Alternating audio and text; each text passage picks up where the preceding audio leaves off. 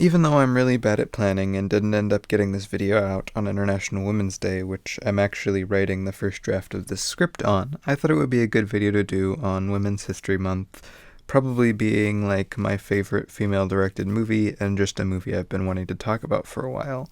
And for people who voted on the Twitter poll, it was a tie, so don't worry, I'll be doing the Brick video next month, so be sure to look out for that. One thing before we get into it, I have some experience talking about The Farewell before. I did a podcast episode on it, and I mentioned it in an old What I Watched This Month video. But fun fact about The Farewell and YouTube, they don't get along very well. The podcast episode soon got blocked on YouTube, and we never even used any footage or music. We literally just talked about it and used the poster. And my video, which I actually used the trailer in, also got blocked.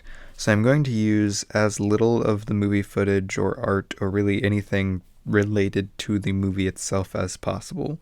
And I may end up blurring random stuff and just doing various things that may seem unusual, but I'm just trying not to get blocked. Which puts me a bit out of my element, so bear with me, and I hope you enjoy this even though it'll be a little bit of a style change from my normal video.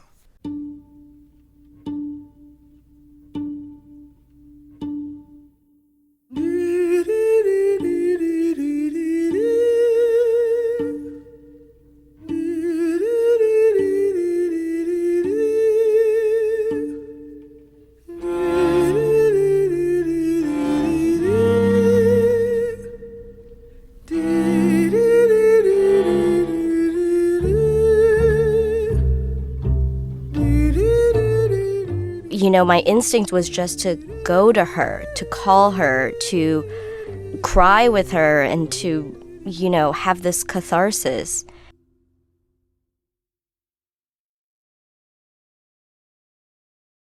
In 2013, young filmmaker, pianist, college graduate, and Chinese immigrant Lulu Wang's grandma, or Nai Nai in Chinese, got diagnosed with stage 4 lung cancer and was given 3 months to live. Her family in China decided it would be better not to tell Nai Nai so that her last days weren't filled with anxiety for the fact that she would die soon. Lulu Wang was very upset by this and didn't understand it, and wanted to immediately go and talk to her grandma. To quote her in a This American Life interview, "When I heard the news, I wanted to talk with my grandmother, comfort her. I wanted to grieve with her in the way that seems natural when someone you love is dying." But her family made it very clear that it wouldn't be allowed. Soon the family from all around, since a lot of Nai Nai's family didn't live in China anymore, wanted to all be able to come together to see her before she passed. But they didn't have a good excuse to do so. But Lulu's only cousin had just got married and was planning on doing a celebration in China in a couple of years. So Lulu's dad had come up with the idea to stage moving it up a year so everyone could come together and see Nai Nai again. So the family from America, Japan, and China planned to get together in a way that they hadn't for 25 years. Lulu herself almost didn't go to China because she was still extremely upset about the way it was being done, and her parents thought that she might be too emotional and give it away. I was so emotional that my mom said maybe I shouldn't go, that I might cry and blow the cover. I was afraid she might be right. But if I wanted to see Nai Nai before she died, I had to go, and I had to be part of the lie. They all went to China and celebrated with Nai Nai just as planned. The family found it extremely hard to keep up the secret, hard to just sit and try to have a good time while they knew that this may be their last time they ever saw Nai Nai. Lulu's father, Haiyan Wang, said in the same This American Life interview, "Well, it's just like, every son, feeling that your mom that is dying and you cannot tell. And thinking that that's probably the last time that you will see your mom. All the families around you, everybody's there, and everybody knows what's going on except your grandma, except my mom. I was afraid to say something, then you cannot hold myself and start crying, right? You want to say something, but you don't know what to say. It's just there's no words to choose from. The celebration itself ended up being a culmination of a lot of emotions, as everyone knew it would soon be over and they would all soon leave again, and Nai would probably pass away soon. Lots of crying and drinking and speeches later, and little Nai, as Lulu refers to her as, or Nai's sister, told Lulu a story that she found very shocking. That a long time ago, her grandfather, who had died, was diagnosed with liver cancer, and Nai was the one who decided to not tell him until days before he died. And even more shocking to her was that Nai herself had been diagnosed with breast cancer years before and hadn't told anyone. Not even Lulu's parents or uncle knew this. 因为你奶奶怕你们担心。Oh, 那对谁我们都不知道这件事。That's the sound of me being totally shocked. When it was all over and Lulu finally got home, she started to Skype Nai every day to see how she was doing. Very soon, Nai had developed a cough, and the cough wouldn't go away. She wanted to go to the doctor, but little Nai talked her out of it. And a few days later, just as fast as it had come, the cough had just gone away. The 3 months the doctor had given her soon passed, and Nai still felt in great health. Soon, because of scheduling, Lulu had to stop calling every day and started to call every week, and then every month. And before she knew it, it had been a year, and Nai had felt fine and wanted to skip her annual checkup. Another year passed, it was 2015, and they went to give her a checkup. And the doctor said the same thing as last time. Very serious stage 4 lung cancer with very little time left to live. Little Nai and a lot of the family felt the only thing keeping her alive was the fact that they had lied.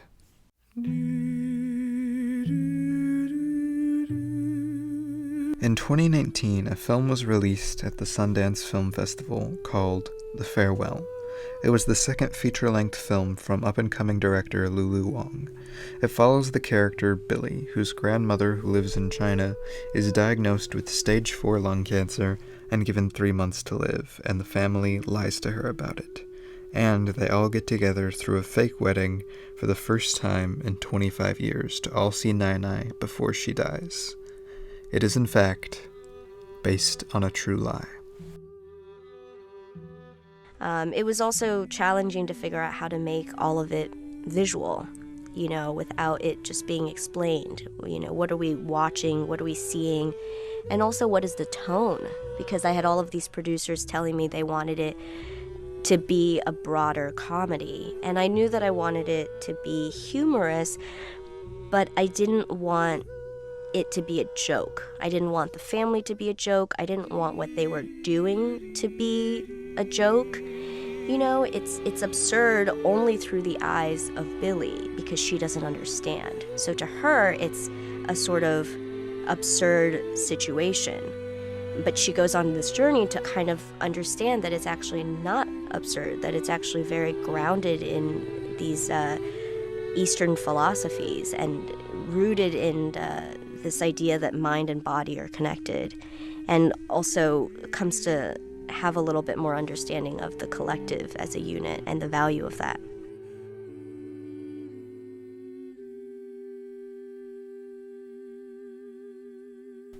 I've heard many people say about The Farewell that it had them laughing at one moment and crying the next. It balances its themes and emotions better than almost any other movie I've ever seen, and it makes for one of the most emotionally real movies I've ever seen.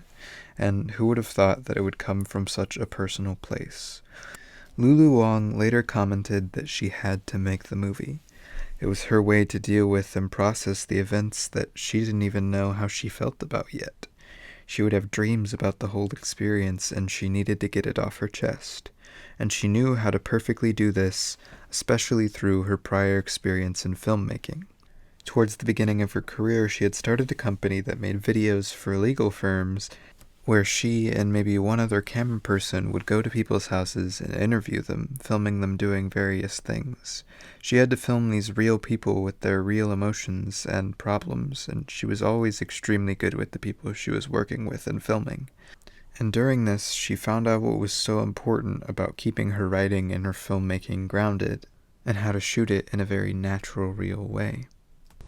Yeah, and what's interesting is that in real life, when you're interviewing like you said, a real person who's been through these things, they tend to not want to reveal their feelings. You know, they start apologizing the minute that they start crying. But when you're directing actors, they're trying to get to the emotions. You know, they want to tap into that. And in real life, people want to avoid it. And in some ways, that avoidance makes the emotional breakthrough that much more emotional. It was all about balance from both a writing standpoint and an acting standpoint to get the emotions and themes right. She directed these actors to not act like characters that are just sad, but to act like characters who are dealing with so much emotional turmoil and that can't say anything about it. And in doing so, they had to get their emotions out in other ways. They had to laugh, they had to cry, they had to stick together through all of it. Because without each other, they could never get through it. And Lulu Wang knew this because she lived it. And even for the actors themselves, they could get so much of the real emotion from Lulu Wang and her family, who was frequently on set, and Little Nai Nai was actually played by the real Little Nai Nai. Nai Nai herself even visited the set several days, they just had to quickly change the names of everything. So by the end of this movie, all of the actors and all of the people working in this felt like a family, and they felt the real emotion and the real struggle and conflict that this family, and specifically Lulu Wang, had to go through. The movie follows her stand-in character, giving a look from a more American side of things to something that would be very normal in China.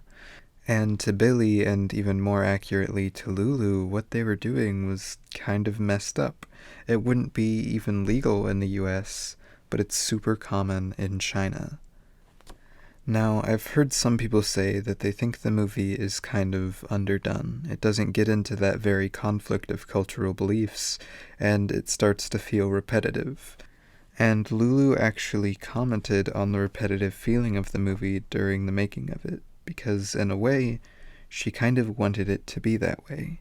Even the producers of the movie commented on how many times they're just eating a family meal in the movie, but, as Lulu Wang said, they eat a lot of big family meals in China, so in this movie there are a lot of family meal scenes, but she uses this repetitiveness and the conflict of culture to tell her story in a more subtle way. Every time you see one of these scenes, it has a different feeling, and it has a different rhythm. For those of you who don't know, Lulu Wang is actually a classically trained pianist, and she got into filmmaking thinking it would be a great way to bring together her love for storytelling and her love for filmmaking and the rhythm in which you could use that. And the pacing and the score are some of the most important elements to this movie. There isn't much score used in this movie. It's used in a certain way that you don't see very many times in film. To keep a more grounded side of things during most of the conversations, there isn't any music really going at all. It's just people talking. But during most of the scene's transitions from location to location, this powerful string-filled score that I can most relate to the score of Knives Out, that helps punctuate and dramatize these emotions that Billy is feeling, and every single one of the scene changes has a purpose beyond just changing the scene. They're setting the rhythm for the movie. Movies, as most people know, can be broken into act structures. That's just the way most story writing breaks down. But there's something that both makes the story progress and also keeps things interesting to actually watch so you're not getting bored halfway through. Pacing.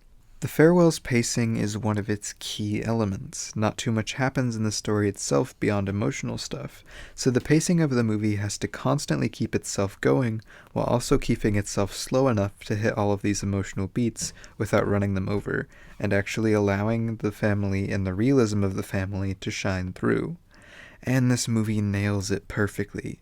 It runs almost like a relaxing, melancholy song as you watch it. It's slow, but it feels real, and all of the emotions hit, and it never is boring, with every repeating location or activity bringing a different idea or conflict with it, but never so much that it feels like it's shoving it down your throat. It's almost relaxing and cathartic. Family is ultimately super messy, especially family that hasn't gotten together for 25 years. There are so many cultural conflicts and differences in beliefs, but at the end of the day, they're family. They can laugh about a singing dog together, they can cry and mourn and comfort each other together, they can argue and fight together, and at the end of the day, they all have to say farewell together. The last time Billy had left China, it was so sudden she wasn't told anything, and they just left everything she knew. And the same thing happened with her grandpa. He was just gone, and she had nothing left. But this time, she was leaving with her family. They're broken and they're sad, and none of them want to go, but they're together. There's so much you could talk about with this movie on a technical side, from the amazing cinematography and how perfectly it communicates the story along with the music and pacing, or how it's filmed in Nai's actual hometown, or how somehow Awkwafina playing a serious role works really well and probably better than anything else I've seen her in. But the main thing I wanted to talk about was family, because that's what was so important to Lulu Wang when she was making this movie. She had an incredible and honestly tragic story that the world became fascinated with, whether it was through a radio show or on screen. But the reason I think this worked so well and got so big to the point where it has Chinese distribution now, even though she was told the whole time she was making it that she either needed to make it a Chinese movie or an American movie because they couldn't sell to both markets, is that it's her story as a Chinese American. It's her and it's her family, and we can all connect with that, even if our story or our background looks nothing like hers, because at the end of the day, even if the story is changed a little bit, or the family is messy, it's a real story, and it's a human story. It's the perfect imperfection of family, and a situation that has no real answer and no perfect fix, brought together in a near-perfect way, that no matter your background, whether you're Chinese or American, or anything, that you can relate to the story, and that it feels real, because, in a way, it is.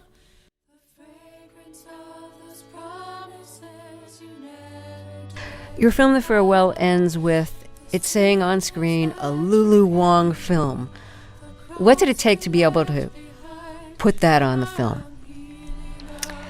It's a good question. I actually struggled with it, because I don't really believe, they call it a vanity title. I don't really believe in that. I believe that films are, it's not that I believe, but, films are made by a lot of people, a team of people.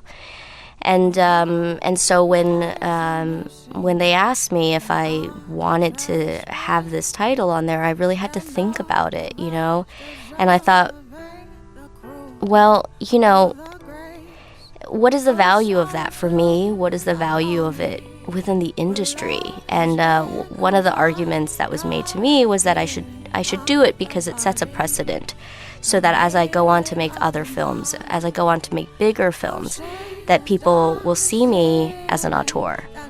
And I thought about what it means as a female director to have that perception, and to, in a very practical way, to be treated that way, right? Where you might get final cut. And so that was really the reason that I took it, and I think every film is going to be different whether I end up taking it or not. But also because this film is about my family, I thought, well, this film more than any other film I can claim as mine.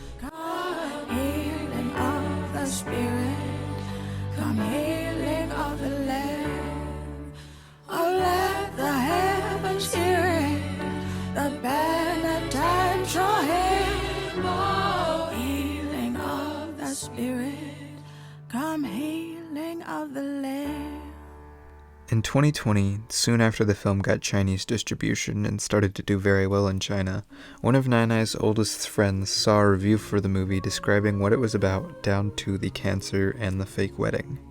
Nai now knows that she has stage 4 cancer, which she has now lived with and been happy with for over 8 years. I haven't been able to find anything since that interview talking about the fact that she had found out, but I'm assuming that she is still alive, and I am hoping, even though she knows now, that she'll keep up the fight. And I hope that she knows all of her fans are rooting for her.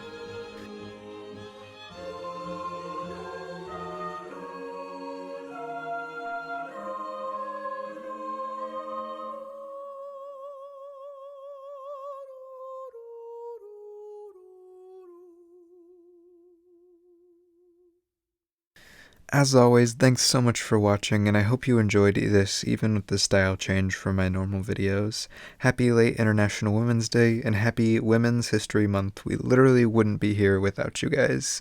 And thanks so much for all of the new subscribers I've been getting lately, and don't forget that when we get to 100, I'm doing a giveaway of some movies with my custom covers, so look forward to that.